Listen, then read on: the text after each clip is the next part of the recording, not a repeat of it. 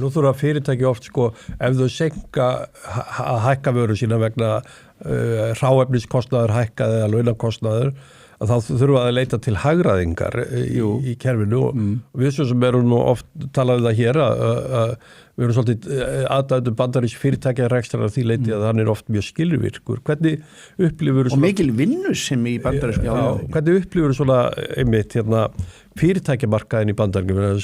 Hvernig við erum oft mjög mikið að horfa á stóru fyrirtækin, þessi risastóru sem eru svolítið alltumliggjandi í heiminum, samfélagsmiðla fyrirtæki og önnur slík.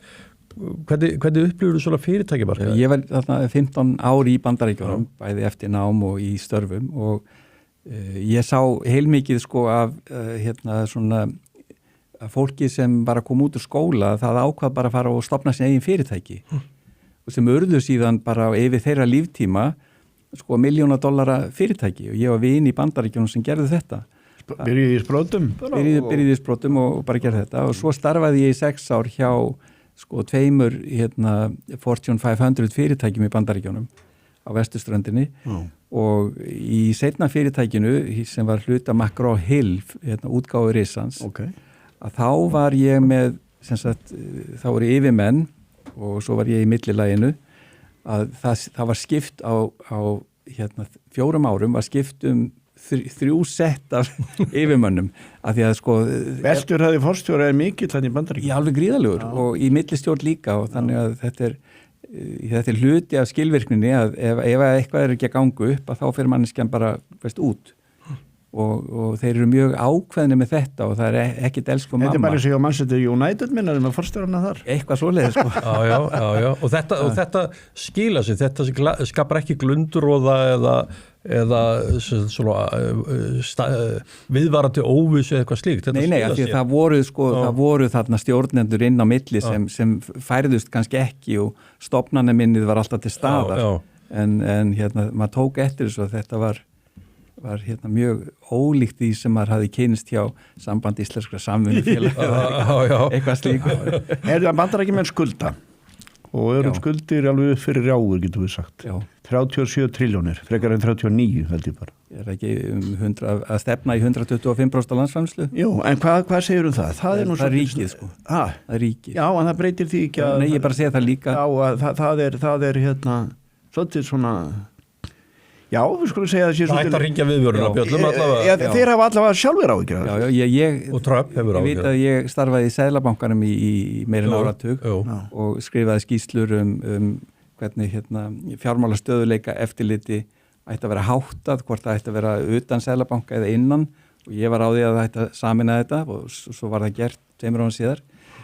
Eftir að skýrsla eftir mig kom út það og það voru náttúrulega önnur atriði sem komið þar að, ég er ekki að segja að ég beri einhverja ábyrgð á því, en fyrir einhvern sem hefur verið í þeirri vinnu að þegar eignaverð eins og við vorum að ræða áðan eru komin svona hátt, nálgast 50.000 sem er bara í sögulegu samhengi sko og í raunverð samhengi bara svo langt fyrir ofan allt og 40.000 stig og heildarverðmæti 2016 og heildarverðmæti hlutabréfa komið sko stefnir í 2,5 landsframleiðslu 2,5 landsframleiðslu.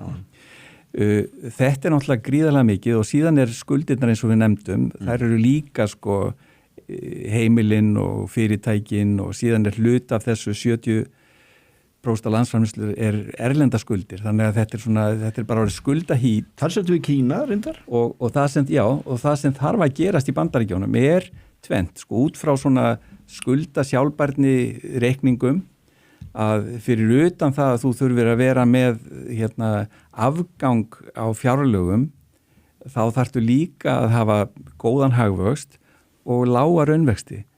Og mér sýnir stefni í það að hagvöxturinn sé að aukast og að vextirnir sé að koma niður, þannig að það hjálpar.